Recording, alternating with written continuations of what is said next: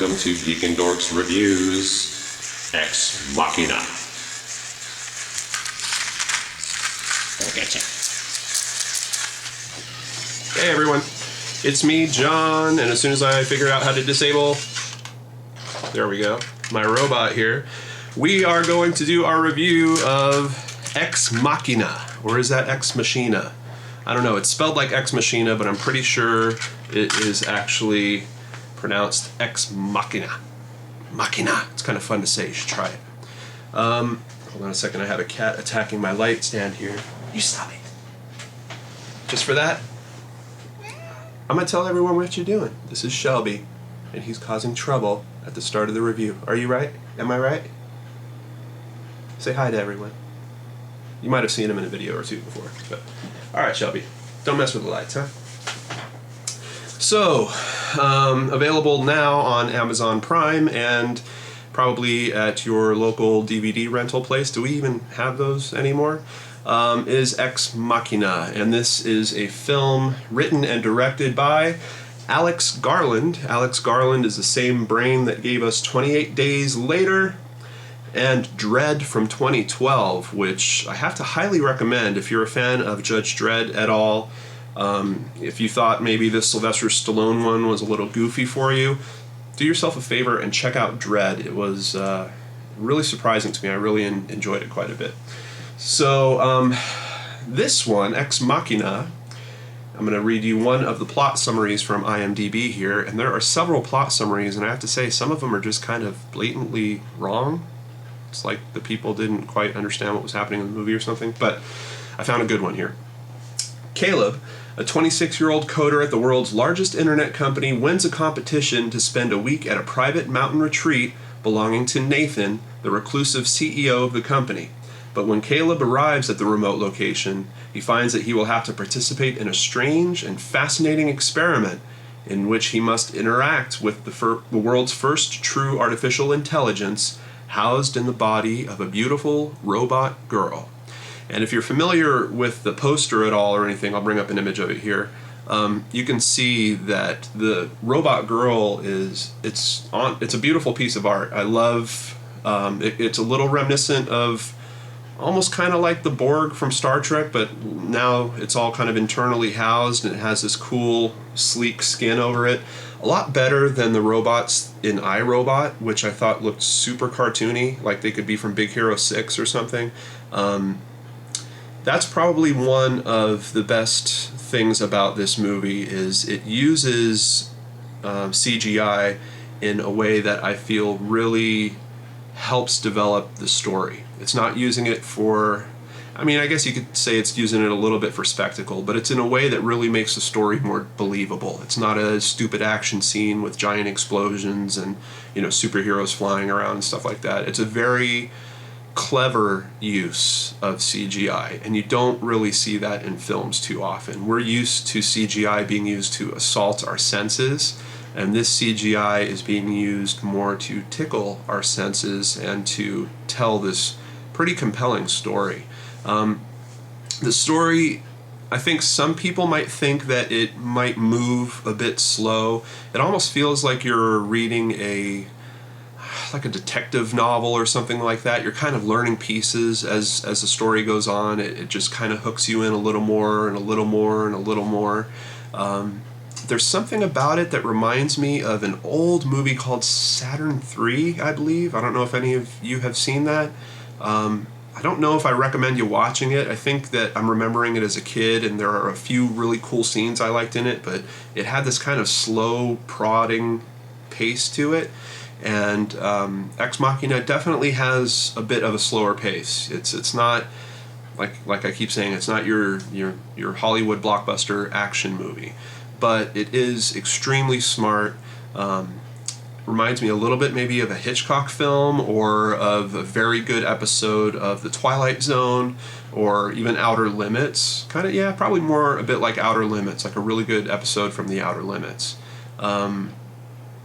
It's really compelling, and I can't really tell you too much about it without giving some things away, except that if you're interested in artificial intelligence, which a lot of people are interested in nowadays. We have, Stephen Hawking talking up about it, saying that it's going to take over someday. If you're interested in that, this has a lot of pretty current thought and narrative going on about it. For example, the Nathan character it's kind of like if Google was built by one person, that would be Nathan. And his technology for building Google is now being used in all these other ways that he maybe can or can't quite anticipate properly.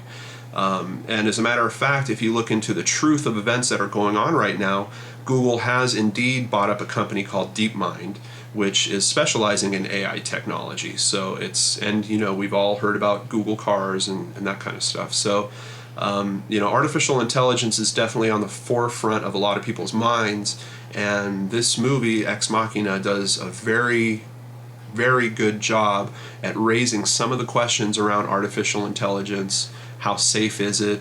Is it something we really should be exploring and developing? And what's going to happen when it's kind of able to become self-aware and explore and develop itself? Almost a bit like Skynet in the Terminator franchise, but just a lot smarter than a Terminator movie. It really plays out in a series of scenes that are in this kind of closed-off bunker, and you really get this feeling of kind of claustrophobia, which I think is also just really brilliant movie making. I don't know what the budget was for this. I don't think they have it posted here where I could find it quickly. But I'm assuming this was not a super expensive movie to make. I think they probably had a little bit of a visual effects budget because of the robot Ava and how she looks. Played by Alicia Vikander, I believe it is, who does a really good job. There's just something about nailing that kind of robotic quality.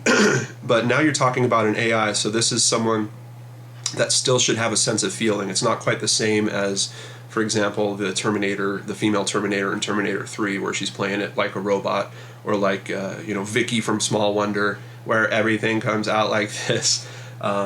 This woman, Alicia Vikander, I believe it is, did a really, really good job, and she is ranking extremely high on IMDb, apparently. She's tied in with a bunch of current projects also, and obviously she deserves it. She did a really great acting job. Also, the person that played Caleb, his name is Domhnall Gleeson, did a really good acting job here. There's a lot of the scenes that are really just these two characters interacting with each other. As a matter of fact, this whole movie feels like it's primarily only three characters, which is another thing that's kind of rare, and it puts particular focus on the writing.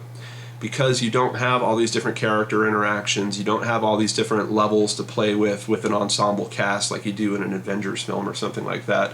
You really have to make sure that what's going on is crisp and clear and kind of still moves your audience down a consistent fashion towards some type of outcome. And it does that by really opening this series of questions in your mind over and over and over. And then it takes some really interesting twists, and I'm not going to blow it for you. I really think you should check it out for yourself. Very, very interesting twists at the end that leave you scratching your brain. And honestly, thinking about it it's been a day since I've seen it, and I'm still thinking about aspects of this film. It resonated that strongly. Apparently, Domhnall Gleeson he was born in Dublin, Ireland, so fellow Irishman. Very happy to see him do such a great job on this. So ultimately, IMDb gives this a 7.8 out of 10, which I think what you're going to find here is there's an audience that might not appreciate this type. If you're not like a sci-fi person, or if you don't like those old thrillers, and like if you're not a fan of Hitchcock films or stuff like that, there might be certain things that put off certain audience members. However, if you're into sci-fi at all, I did a video a while ago just kind of asking about where's all the small screen sci-fi going, because there doesn't seem to be a lot of original thought. This film, while is kind of based on a premise that we've seen before, takes very original turns with it, and I think is definitely worth your time, particularly if you're a sci-fi fan. So I might rate it a little higher. I think I'd put it at an 8 out of 10.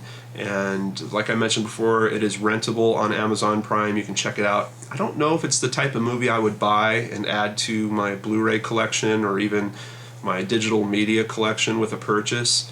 But it's definitely worth your time to check out once and pay good attention to it, or rent it for a couple days and check it out twice so that you don't have to pay as hard of attention to it. But very enjoyable, very thought-provoking, and it's kind of cool to see a good, clean piece of cinema that feels almost like it came from another time and got dropped into 2015 in the middle of all this madness of superheroes and special effects, spectacle films that we've been kind of dished out lately.